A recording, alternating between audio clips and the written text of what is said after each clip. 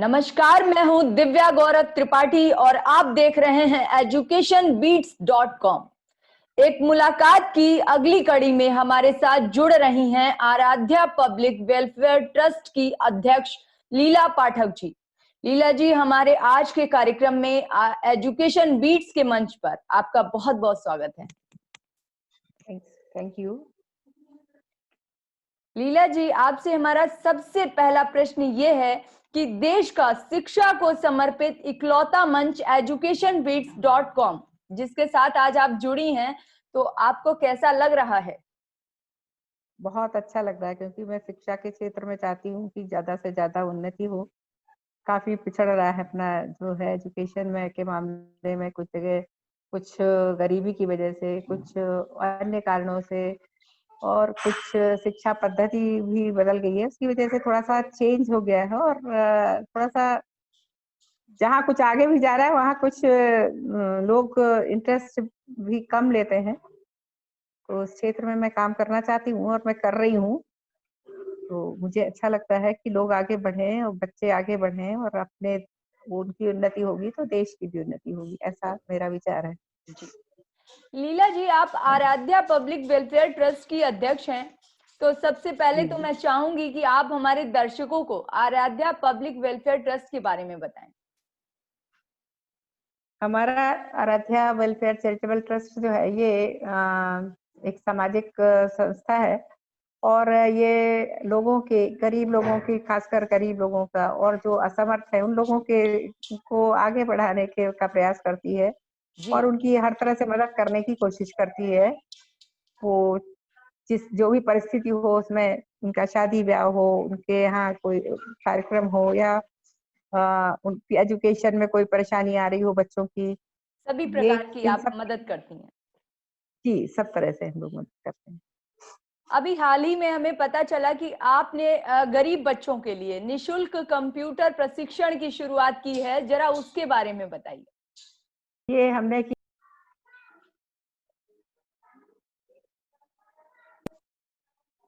जनवरी से शुरू की थी मैंने, ये प्रशिक्षण जो है इसका कंप्यूटर का, बच्चों को, गरीब बच्चों के लिए जिनको सुविधा नहीं है, वो उनको पैसा देके करना पड़ता है तो वो कर नहीं पा रहे थे और उत्सुक भी थे करने के लिए।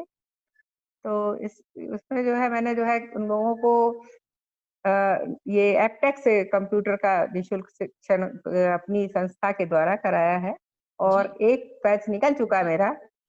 एक बैच निकल चुका है जिसके सर्टिफिकेट आने वाले हैं और दूसरा बैच अब शुरू होगा दिवाली के बाद से। तो लगभग कितने तो बच्चे तक इसमें हिस्सा लेते हैं, एडमिशन लेते हैं आपके यहाँ? उसमें 25 से 50 तक ले सकते हैं, 25 तक तो ले ही सकते हैं।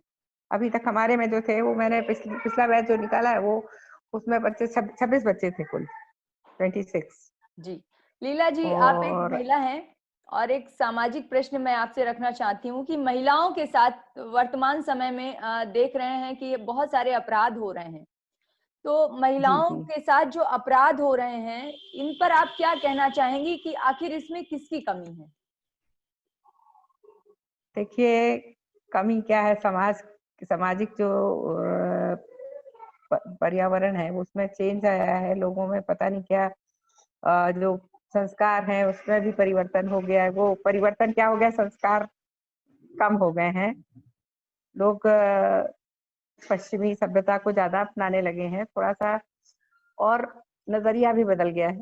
तो उसके लिए क्या किया जा सकता है, ये वैसे उसके लिए भी मैं कर रही हूँ कि प्रशिक्षण थोड़ा सा देना चाहती हूँ मैं, ये जो ये महिलाओं को जूडो, कराटे वगैरह या कुछ भी इस टाइप का, ये भी करना चाहती हूँ आगे कि वो कम से कम अपने आप को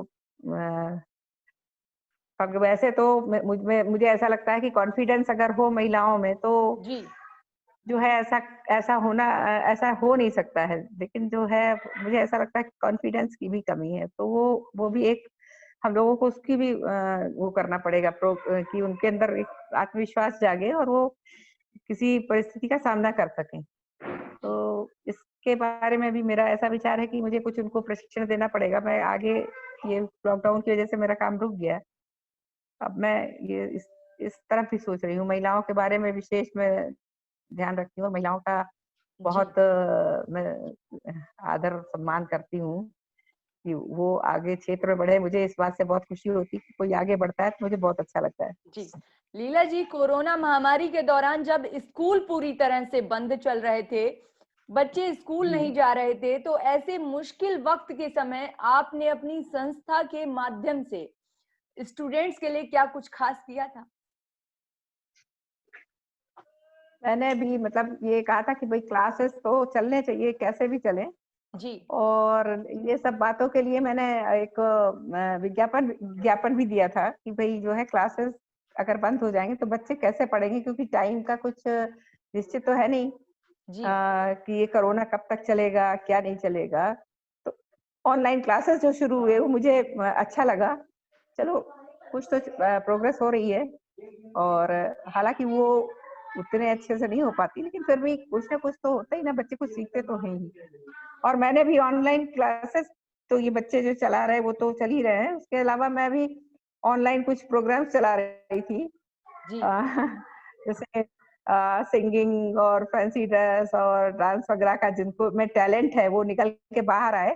तो मैंने जी, ऑल इंडिया बेसिस पे एक प्रोग्राम चलाया था ऑनलाइन, जिसका रिजल्ट भी आ चुका है और उसमें जो है गिफ्ट वगैरह भी थे। हमसे कई लोग उसने उसमें स्पॉन्सर्ड किए थे, तो अ, वो गिफ्ट भी उनको पहुँच गए और जो है अब नया प्रोग्राम भी मैं कर रही हूँ अभी फिलहाल चलिए बहुत-बहुत कुकिंग वाला कि शुभकामनाएँ आपको महिला। कि आप इसी तरीके से जी, आगे करती रहें।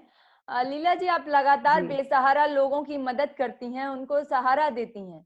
तो मैं चाहूँगी कि जी। आज आप हमारे मंच के माध्यम से आज के नौनिहाल जो हैं, उनको आप क्या संदेश देना चाहेंगी?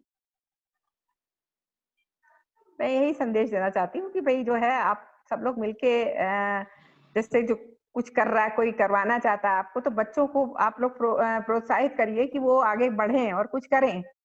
और तो क्या होता है कि घर में ही लोग जो है उनको रोक देते हैं कुछ करने से, कुछ कर जैसे बालिकाओं को विशेषकर क्या जी, करना है करके, रोटी बनानी है, आगे शादी होके सब करना है। तो ये सब जो है थोड़ा-सा मैं कहती हूँ कि इनको सिखाइए, क्योंकि कब क्या परिस्थिति आ जाए, कह नहीं सकते हम लोग।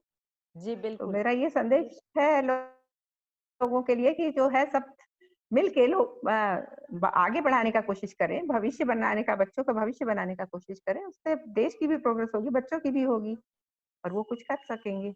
जी। लीला जी, अब हम बात करेंगे आज के समय में जो छोटी बच्चियों के साथ जो दुष्कर्म व्यवहार हो रहा है और लगातार हर रोज 5 से 7 घटनाएं हम सुन रहे हैं बलात्कार की।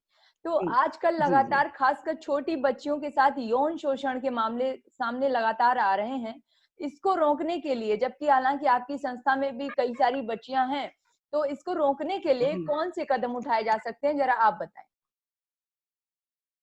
अब देखिए पहले तो जो है बच्चियों को कोशिश ये होनी चाहिए कि अपनी निगरानी में रखिए। ज़्यादा से जी, ज़्यादा लोगों को उनको ज़्यादा बाहर के लोगों को या किसी ऐसे लोगों को लिफ्ट ना दें। दूसरी बात ये है कि इनके लिए जो है, जो अगर कुछ ऐसा होता भी है तो इसके लिए बहुत कठोर नियम होने चाहिए, ताकि हिम्मत ही ना करें लोग इस तरह का काम करने का। अब बच्चियाँ तो कह भी नहीं पाती हैं, पता भी नहीं चलता किसी को।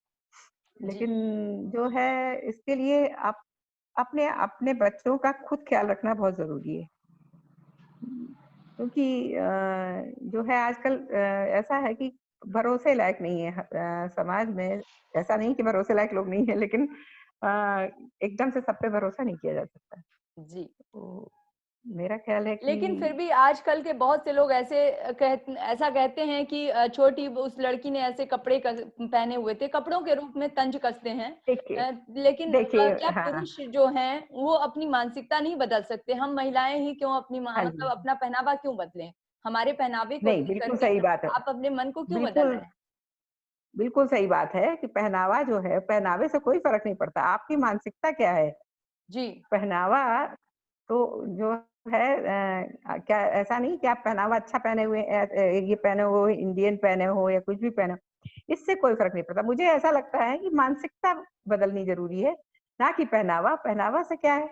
अब पहले लोग जो है बहुत ही जब आदिवासी संस्थाएँ थी तब तो लोग पहनते नहीं थे ना कपड़े ना, ज्यादा कुछ अत्ते पत्ते पहन के रहते, उससे क्या होता है, मानसिकता आपकी अच्छी होनी चाहिए ना। अब आप बिल्कुल। किसी को देख के जो है आपको, तो ये एक तो मैं आपको बता दूं, कुछ तो मीडिया की भी कमी है। ये जो आजकल ये चल रहे हैं, इसमें वीडियो वगैरह दुनिया भर के आते हैं, सब लेकिन देख मैम देख के इसमें बच्चों, मीडिया की कमी क्या है?